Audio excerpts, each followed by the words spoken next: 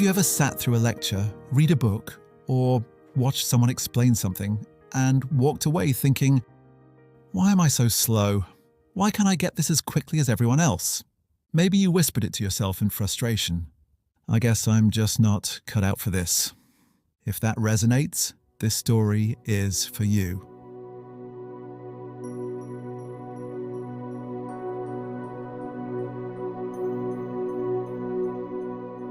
Let me tell you about Zara. Zara's ordinary world was built on struggle and comparison. She spent her days at a desk, textbooks and notes sprawled, trying to force herself to absorb concepts that felt elusive. She compared herself to colleagues, friends, even strangers online, thinking their speed was proof she was failing. Late nights, self-doubt, frustration, this was her cycle. She felt 2 steps behind, no matter how hard she tried. Her call to adventure arrived almost invisibly. A mentor noticed her struggle and said casually, "Maybe you're not slow, maybe you just haven't found your way yet." It wasn't a solution, it was a challenge, a spark. But at first, Zara resisted. "No, that's not true. I am slow. This is who I am." Fear whispered louder than possibility. Then came the mentor moment, not a person, but a phrase she'd written in her journal months ago. "Every strength is just a skill in disguise."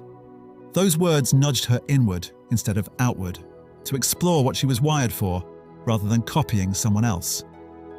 So Zara took her first step. She started small, noticing when her mind clicked, what tasks energized her, when learning felt effortless. She experimented quietly, aligning her methods to her natural rhythm. For the first time, she didn't just push through, she explored. Of course, it wasn't easy. Some days she tried new approaches and failed. Some days doubt crept in. Maybe this isn't for me. Maybe I'm wasting my time. But allies appeared, curious colleagues, books that mirrored her style, and small moments of clarity reminding her she wasn't alone. The deeper challenge came with a high-stakes project, a complex analysis she had always dreaded. Her old methods would have crushed her confidence. But this time, she leaned fully into her learning strengths, visualizing data, connecting ideas into stories, discussing insights with peers. Her mind fired differently. She wasn't faster by chance, she was faster by design. And then it happened. She completed the project not just correctly, but with confidence and clarity she hadn't thought possible. The reward wasn't applause, it was internal. She looked in the mirror and saw someone who had stopped fighting against herself. Someone who had discovered her natural rhythm and aligned with it. The road back wasn't about returning to old habits. Zara now approached challenges differently. She shared her methods, encouraged teammates to explore their strengths, and embraced a version of success uniquely hers. The final test arrived quietly, an unexpected presentation to executives.